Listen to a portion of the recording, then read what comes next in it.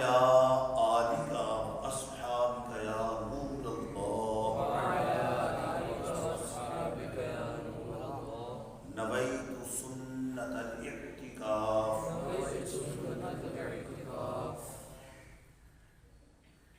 شاہ ولی اللہ کے والد شاہ عبد الرحیم رحمۃ اللہ تعالی علیہ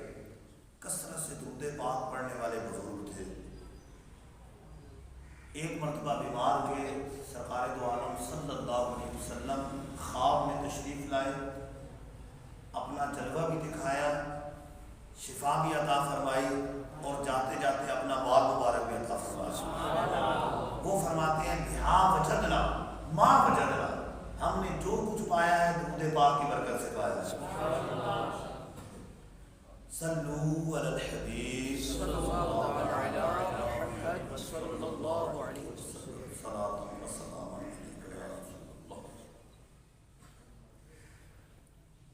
اللہ عز و جل نے اپنے پیارے حبیب صلی اللہ علیہ وسلم کو تمام مخلوقات میں سب سے بڑھ کر مرتبہ عطا فرمایا ہے۔ حضور تمام نبیوں کے سردار ہیں، تمام فرشتوں کے سے افضل ہیں۔ بعد از خدا بزرگ توئی قصہ مختصر،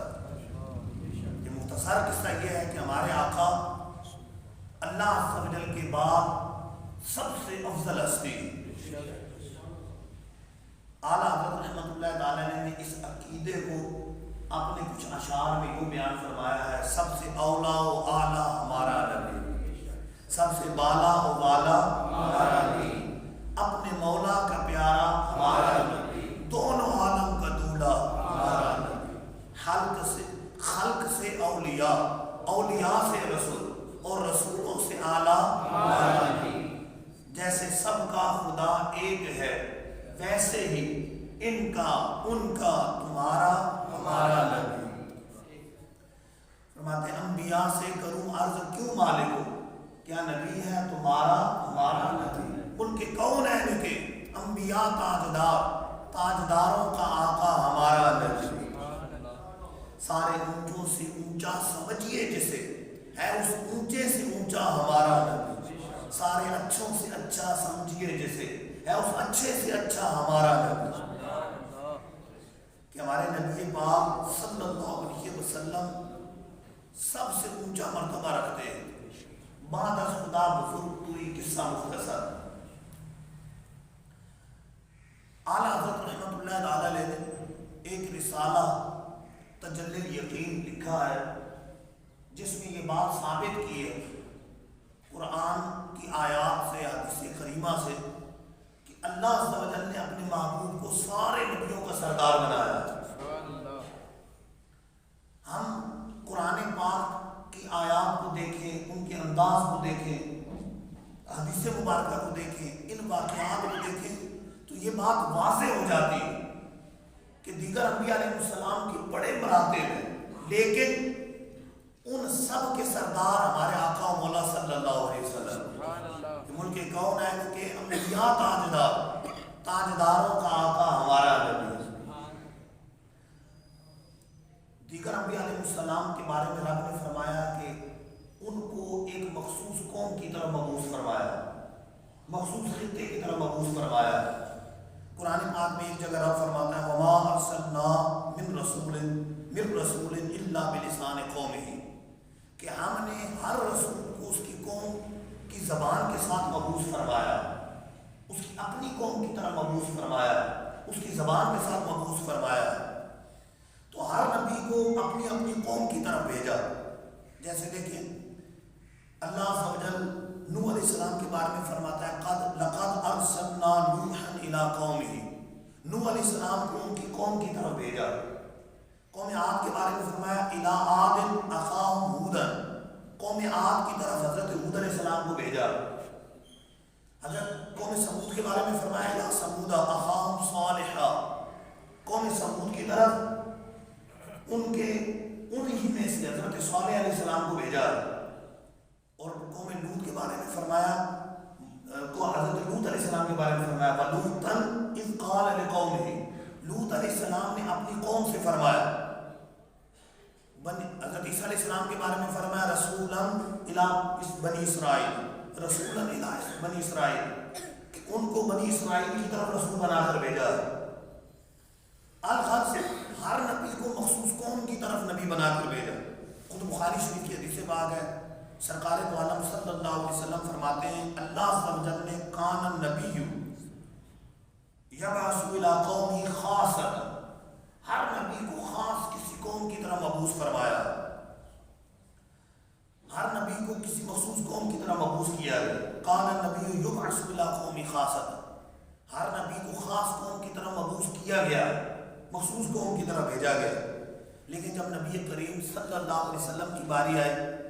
تو رب نے کیا ارشاد فرمایا وما ارسلناک الا کافۃ للناس بشیرا ونذیرا، اے محبوب ہم نے آپ کو سارے انسانوں کی طرف بشیر و نذیر بنا کر بھیجا۔ اور ایک جگہ ارشاد فرمایا تبارک الذی نزل الفرقان علی عبدہ لیکون للعالمین نذیرا،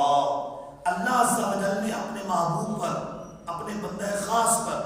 قرآن پاک نازل فرمایا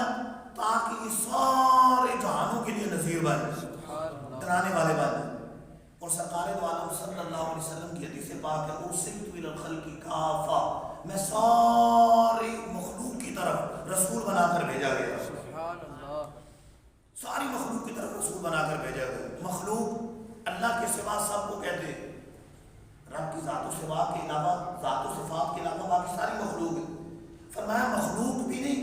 صرف خلق نہیں فرمایا، کافہ، ساری مخلوق کی طرف رسول بنا کر بھیجا گیا۔ تو پتہ چلا کہ دیگر نبی مخصوص خطے کی طرف آئے اور رب نے اپنے محبوب کو ساری مخلوق کی طرف رسول بنا کر بھیجا۔ حضرت ابن عباس دارمی کی حدیث سے پاک ہے، انہوں نے سرکار علیہ السلام کی وجہ افضلیت پہلے بتایا کہ رب نے اپنے محبوب کو سارے نبیوں سے افضل بنایا، اور پھر دلیل کیا دی؟ دلیل یہی دی کہ باقی نبیوں کو مخصوص خطے کی طرف بھیجا، لیکن اپنے محبوب کی باری آئی تو تمام مخلوق کی طرف رسول بنا کر بھیجا۔ تو وہی ساری مخلوق کے رسول ہیں، تو اس لیے اعلیٰ حضرت فرماتے ہیں جیسے سب کا خدا ایک ہے ویسے ہی ان کا، ان کا، تمہارا، ہمارا نبی۔ ایک دلیل یہ ہے کہ دیگر انبیاء علیہ السلام معجزات لے کر آئے، قرآن میں رب کہتا ہے جاءوا بالبینات، نشانیاں لے کر آئے، معجزات لے کر آئے، کوئی ایک معجزہ لے کر آیا، کوئی دو معجزات، کوئی تین، کوئی چار۔ دیکھیں حضرت موسیٰ علیہ السلام کے پاس عصا تھا، اس کو سانپوں کے سامنے ڈالا، اژدہا بن گیا،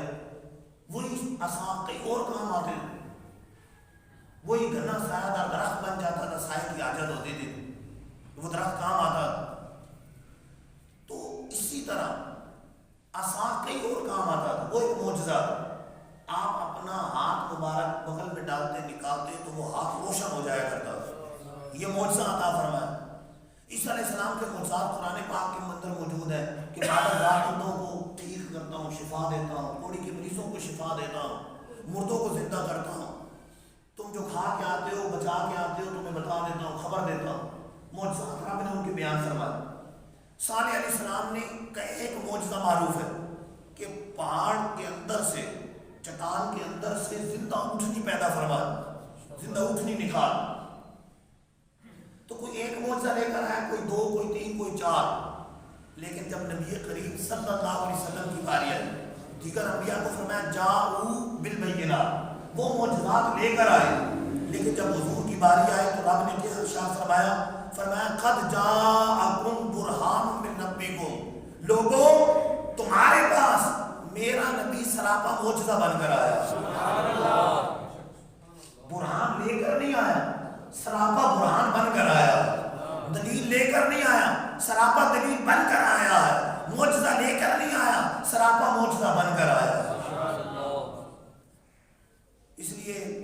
آپ حدیث کی کتابیں پڑھیں، سیرت کی کتابیں پڑھیں، سرکار علیہ السلام کے پورا جسم اثر معجزہ، ہر عضو معجزہ،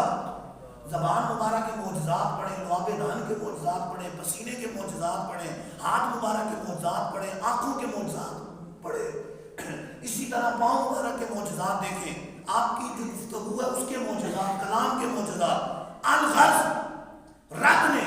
اپنے محبوب کے تمام جسم کو، جسم کے تمام اعضاء کو سراپا معجزہ بن کر بھیجا، حضور کو مبعوث فرمایا، حضور سراپا معجزہ بن کر تشریف لائے۔ سر سے لے کر پاؤں مبارک تک ہر عضو معجزہ ہے، ہر رونگٹا، ہر بال مبارک معجزہ ہے۔ حضرت عبداللہ بن سلام رضی اللہ تعالیٰ عنہ نے سنا کہ جو نبوت کا دعویٰ کرنے والے ہیں وہ مدینے میں آ گئے، تو وہ فقط دیکھنے کے لیے آئے، لیکن حضور کا چہرہ جیسے دیکھا تو دیکھتے ہی دل نے گواہی دی کہ کسی جھوٹے کا چہرہ نہیں ہو سکتا۔ پتہ چلا کہ حضور کا مبارک چہرہ سراپا معجزہ، حضور کا چہرہ انور معجزہ، کہ چہرہ دیکھ کر ایمان لے آئے، چہرہ دیکھ کر اسلام لے آئے۔ تو سرکار علیہ الصلوۃ والسلام کا مبارک سر مبارک ہو، چہرہ اقدس ہو، آپ کی ناک مبارک، زبان اقدس، لعاب دہن، پسینہ مبارک، ہاتھ مبارک، انگلیاں مبارک، انگلیوں سے پانی کے چشمے جاری فرمائے ہیں، انگلیاں مبارک، پاؤں مبارک، الغرض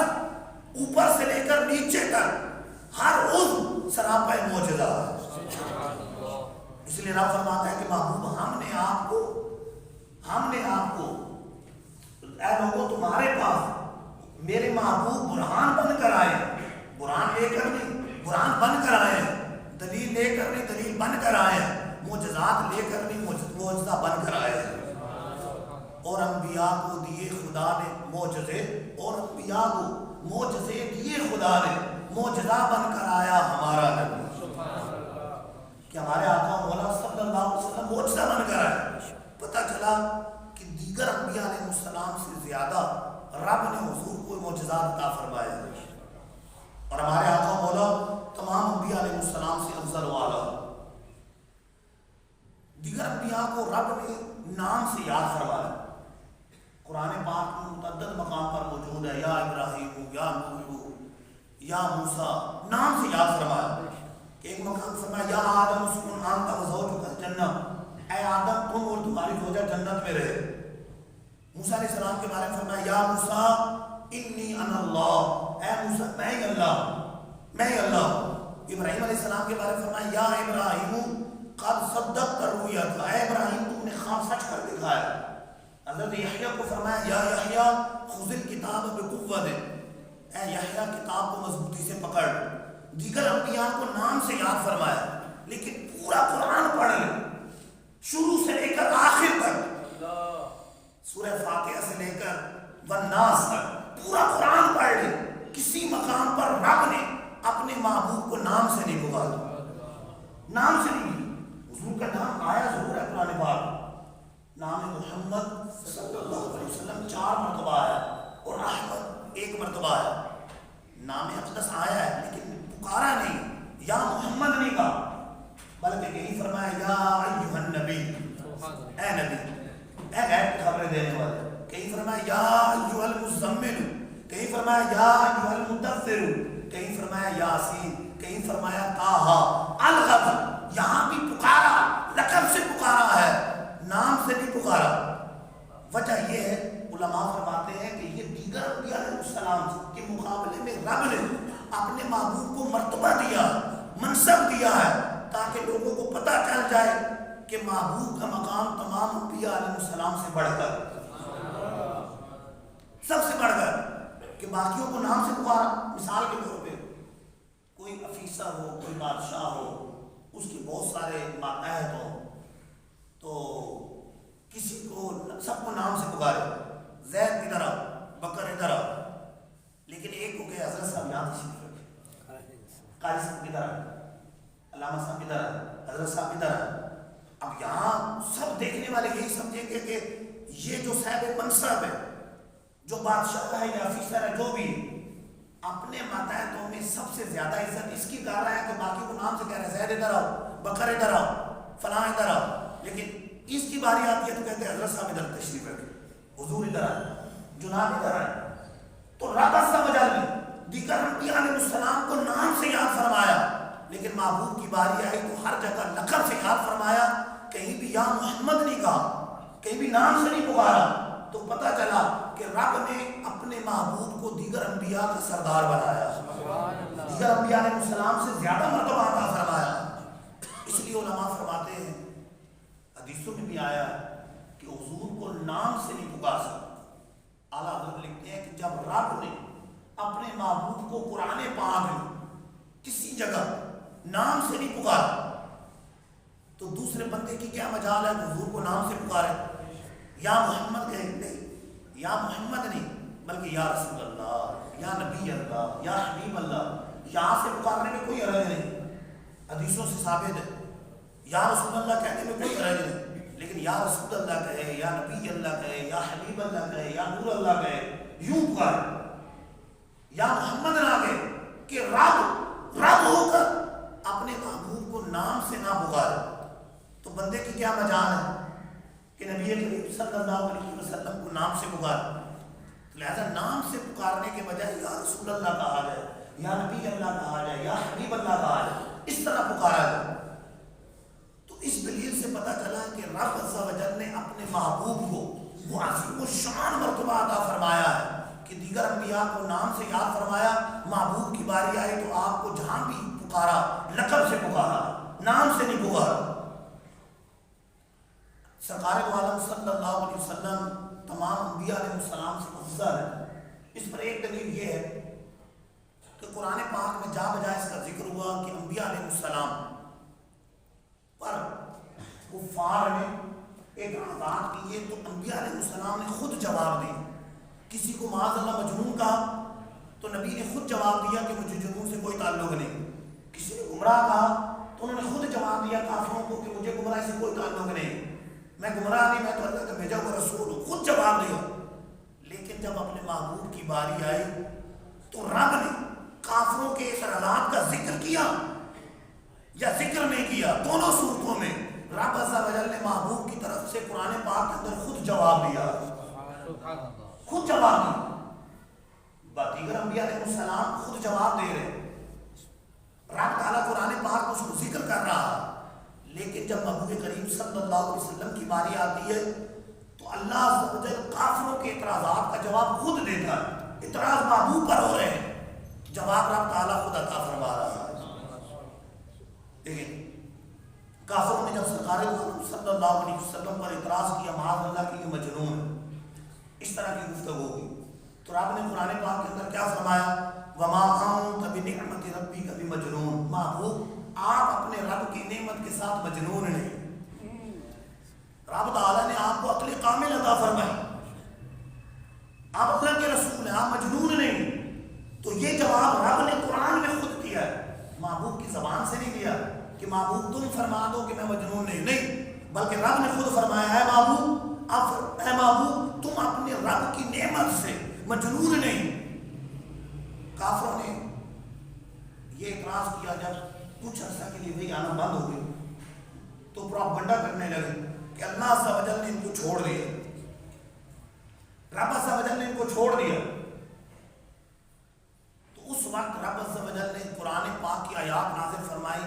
اور یہ نازل فرمائی وَالضُّحَىٰ وَاللَّيْلِ إِذَا سَجَىٰ، فرمایا کہ چاش کے وقت کی قسم، چاش کے وقت کی قسم اور رات کی قسم جب وہ چھا جائے۔ اور اعلیٰ حضرت نے اس کا ترجمہ فرمایا مفسرین کی تفسیر کی روشنی میں کہ محبوب تمہارے رخ روشن کی قسم، محبوب تمہاری زلفوں کی قسم، ما ودعک ربک وما قلی، تمہارے رب نے تمہیں چھوڑا نہیں۔ کافروں کا جواب دیا، کافر کہہ رہے چھوڑ دیا، تو رب نے فرمایا محبوب تمہارے رخ روشن کی طرف قسم، والضحیٰ رخ روشن کی قسم، تمہارے چہرے کی قسم اور تمہاری زلفوں کی قسم، جب وہ چھا جائیں، جب وہ پھیلی ہوں، تمہاری زلفوں کی قسم، تمہارے رب نے تمہیں چھوڑا نہیں، تمہارے رب نے تمہیں ترک نہیں کیا، تمہارے رب نے تمہیں چھوڑا نہیں۔ تو یہاں رب عز و جل نے محبوب کا وصف بھی بیان فرمایا، رخ روشن کی قسم یاد فرمائی، زلفوں کی قسم یاد فرمائی، اور بتا دیا کہ محبوب رب نے تمہیں اتنا حسین بنایا، ایسا خوبصورت چہرہ بنایا، زلفیں عطا فرمائی، تو ایسا محبوب اگر چھوڑا جاتا ہے، رب نے آپ کو ترک نہیں کیا، آپ کو چھوڑا نہیں، تمہارے رخ روشن کی قسم، تمہاری زلفوں کی قسم۔ اعلیٰ حضرت رحمۃ اللہ تعالی علیہ اس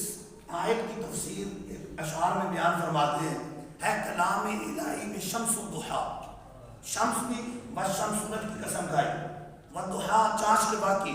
فرمایا حقیقت میں یہ سورج کی قسم نہیں ہے، یہ چاش کے باقی قسم نہیں ہے، یہ کس کی قسم ہے؟ حضور کے چہرے کی قسم ہے، کلام الہی میں شمس و ضحیٰ، تیرے چہرہ نور فضا کی قسم، قسم شب تار میں راز یہ تھا کہ محبوب کی زلف دوتا کی قسم،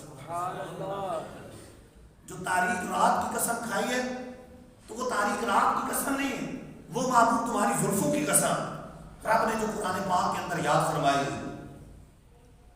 جب کافروں نے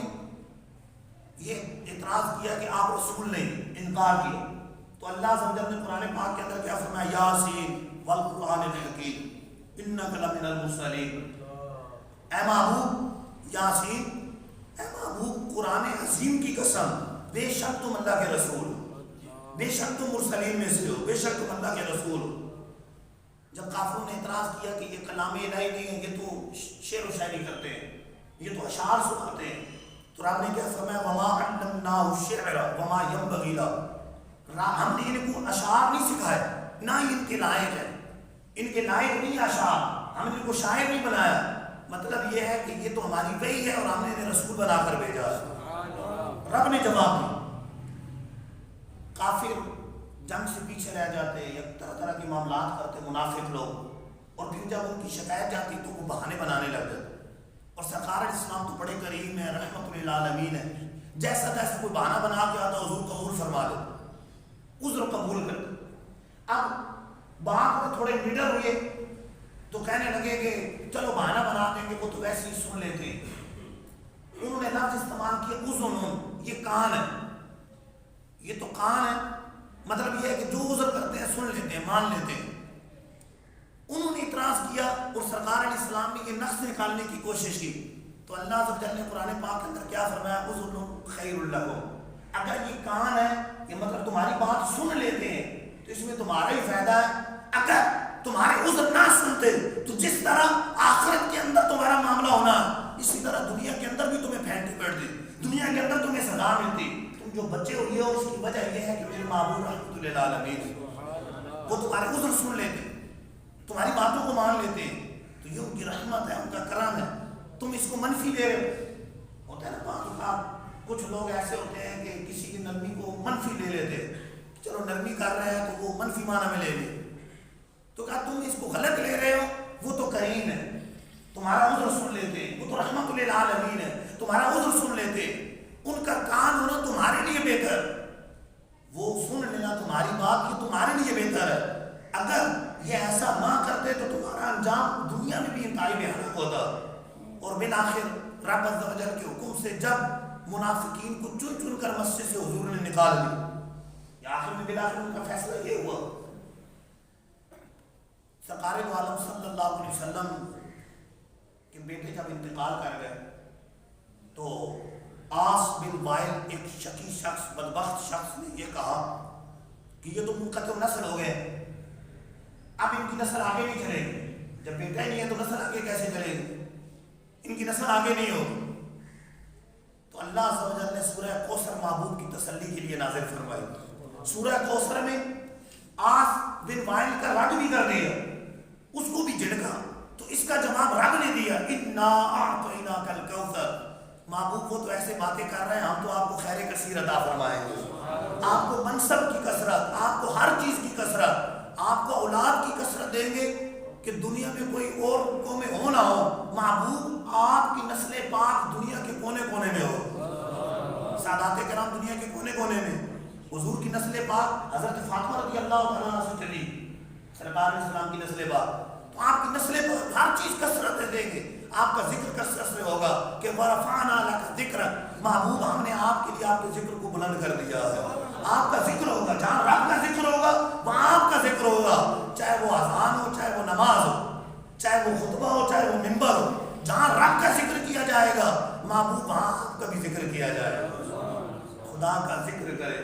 ذکر مصطفیٰ نہ کرے، میرے منہ میں جو ایسی زبان خدا نہ کرے۔ تو محبوب آپ کو رب نے خیر کثیر عطا فرمایا، کوثر کہ ایک ماں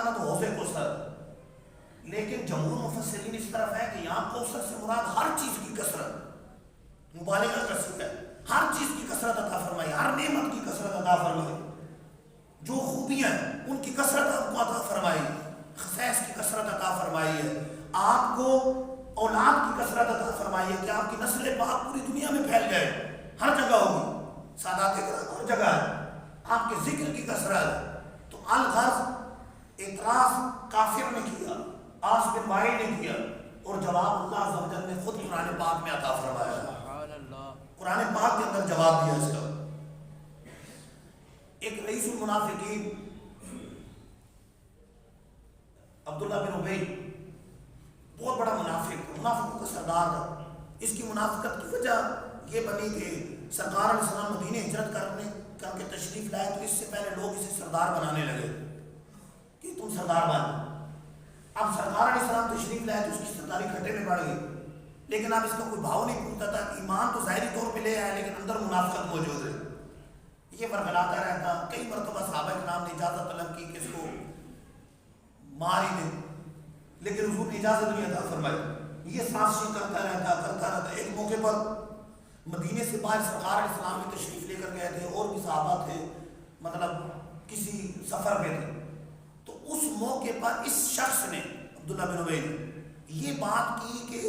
مدینے میں جاؤں گا, ہم لوگ جائیں گے تو جو عزت والے ہیں, اپنے آپ عزت والا تھا, معاذ اللہ ان کو نکال دیں گے جو ذلت والے ہیں, یعنی معاذ اللہ سرکار علیہ السلام اور مہاجرین کو نکال دیں گے, عزت والے ذلت والوں کو نکال دیں گے. اس نے جب یہ کلام کیا,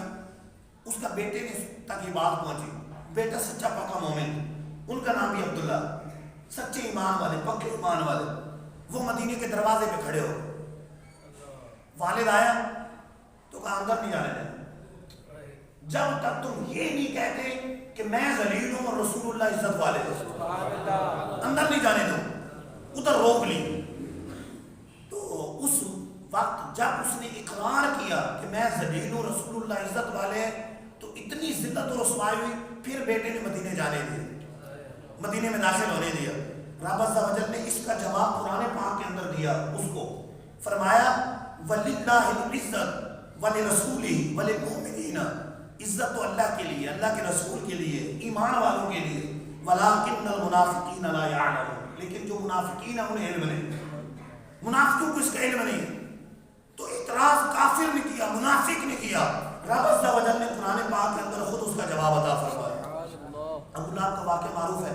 سرکار دو عالم صلی اللہ علیہ وسلم نے جب اعلان حکم ہوا کہ اعلان کریں, تبلیغ کریں, سریام کریں, بلایا لوگوں کو, تو اس میں ابو لہب بھی موجود تھا. سرکار علیہ السلام نے جب دعوت اسلام دی, دعوت توحید دی,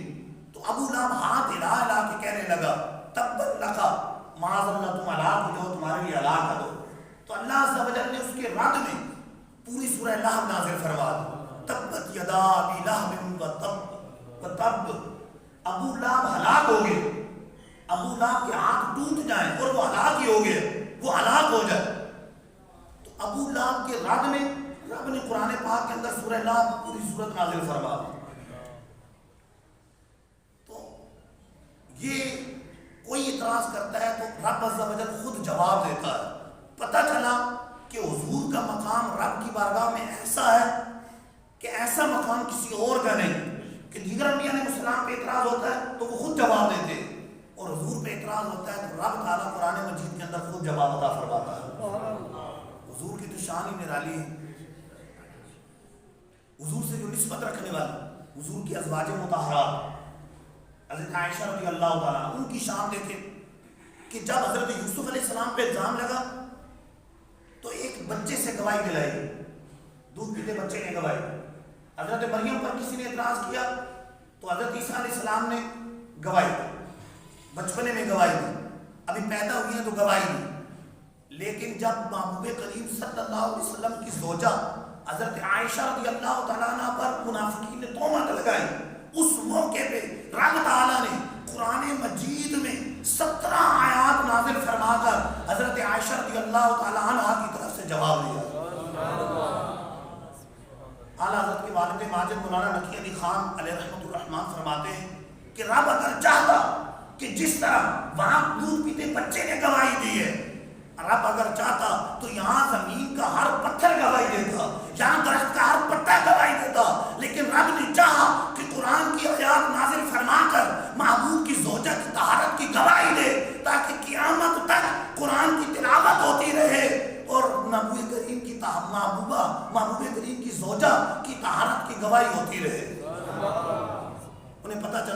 رب نے ان کی طہارت کی گواہی قرآن پاک کے اندر دی، ان کی پاکیزگی کا بیان رب نے قرآن پاک کے اندر بیان کیا۔ اللہ عز و جل محبوب کریم صلی اللہ علیہ وسلم کی سچی محبت عطا فرمائے۔ آخر میں وہ ایک اعلان کرنا ہے کل کے لیے۔ کل انشاءاللہ عز و جل یہاں پر مدرسہ موجود ہے جہاں بچے حفظ بھی کر رہے ہیں، ناظرہ بھی پڑھ رہے ہیں، حفظ کر چکے ہیں، ناظرہ کہیں پڑھ چکے ہیں، کچھ پڑھ رہے ہیں، بچوں کا بھی مدرسہ ہے، پھر بعد میں بچیوں کا بھی مدرسہ شروع ہوا، اس کی تفصیل میں کچھ عرض کرتا ہوں۔ اس سلسلے میں رات کل عشاء کے بعد اسی مسجد میں انشاءاللہ عز و جل اس میں تقریب اسناد ہو رہی ہے، جن نے حفظ کیا ہے انہیں اسناد دی جائیں گی، تو اس طرح بچوں کو بھی حوصلہ افزائی ہوگی، اور جو انتظامیہ ان کے لیے انتظام و انصرام کر رہے ہیں ان کی بھی حوصلہ افزائی ہوگی، اور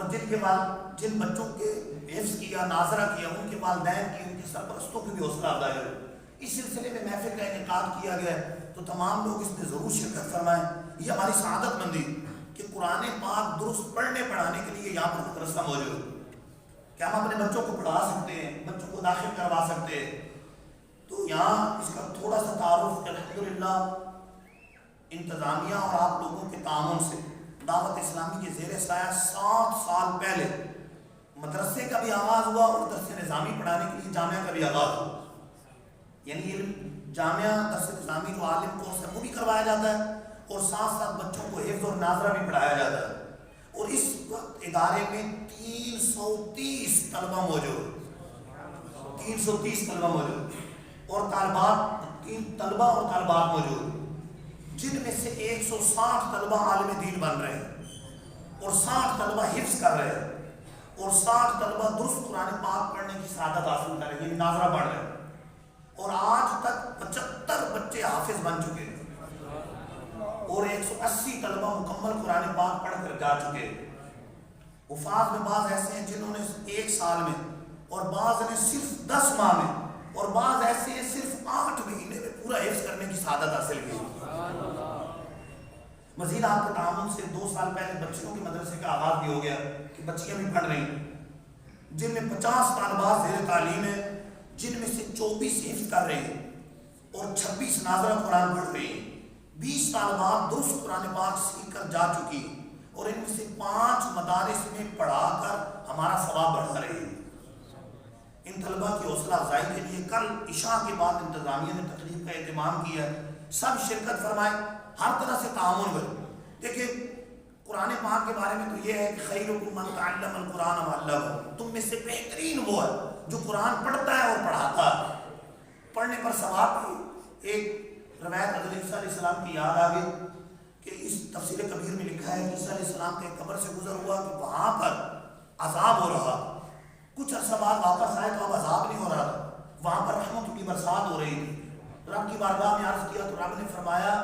کہ اس شخص نے اپنی بیوی حاملہ چھوڑی تھی، بعد میں بچہ پیدا ہوا، اس بچہ اب وہ پڑھنے کے لیے جانے لگا، استاد نے اس وقت کی جو بھی کتاب بسم اللہ پڑھائی، یہ اس قول پر ہے کہ بسم اللہ پچھلے صحیفوں میں بھی نازل ہوئی تھی، بسم اللہ پڑھائی تو اللہ عز و جل نے فرمایا کہ مجھے میرا دریائے رحمت جوش میں آیا، فرمایا کہ اس بچے کی، اس کے والد کی اور اس استاد کی سب کی بخشش کر دی، تو اس کی وجہ سے عذاب ٹل گیا اور عذاب کی جگہ رحمتوں کی برسات ہونے لگی۔ تو لہٰذا یہ ہے کہ بچوں کو پڑھائیں گے تو والدین کو فائدہ ہے۔ حدیث پاک میں سرکار اسلام فرمایا اذا مات الانسان انقطع عملہ، انسان مر جاتا ہے عمل منقطع ہو جاتا ہے، الا من ثلاثۃ، سوائے 3 کے، فرمایا یہ قبر میں بھی چلے جائیں تو ان کو ثواب ملتا رہے گا، من صدقۃ جاریہ، نمبر 1 صدقہ جاریہ، مدرسہ بنوا دیا، مسجد بنوا دی، جب تک آباد رہے گی، اور مسجد تو قیامت تک آباد رہے گی، مدرسہ اللہ نے چاہا تو قیامت تک آباد رہے گا، جب تک آباد رہے یہ شخص قبر میں چلا جائے گا اس کو ثواب ملتا رہے گا۔ اور دوسرا فرمایا علم جنتفع، ایسا علم جس سے لوگ نفع اٹھاتے رہے،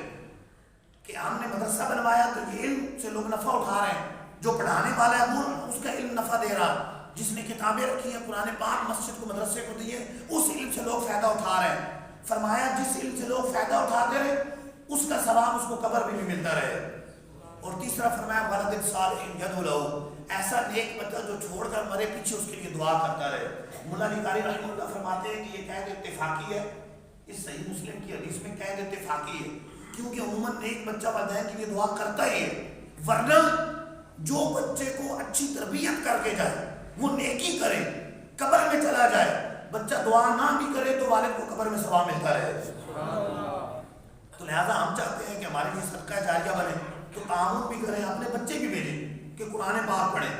ابھی سے قرآن پاک سیکھ لیں، بڑے ہو کے کہاں سیکھیں گے؟ کچھ وقت ضرور نکالیں، بچوں کو پڑھائیں، بچیوں کو قرآن پاک پڑھائیں۔ یہ موقع رب نے دیا ہے، یہ سعادت دی ہے کہ یہاں پر آپ کے محلے کے اندر انتظام موجود ہے، اور تعاون بھی کریں۔ کل اس تقریب میں ضرور شرکت فرمائیں، بچوں کی بھی حوصلہ افزائی ہوگی، جو قاری صاحبان اساتذہ ہیں ان کی بھی حوصلہ افزائی ہوگی، انتظامیہ جو تعاون کر رہی ہے ان کی بھی حوصلہ افزائی ہوگی، دیگر جو بھی کسی طرح تعاون کر رہا ہے، بچے کے جو سرپرست ہیں ان کی بھی حوصلہ افزائی ہوگی۔ انشاءاللہ عز و جل ہمارا جذبہ بھی بڑھے، ہمارا دل بھی کرے گا کہ ہم بھی بچوں کو داخل کروا۔ اللہ عز و جل سے دعا ہے جو سنا اس پر عمل کرنے کی توفیق عطا فرمائے، آمین بجاہ النبی الامین۔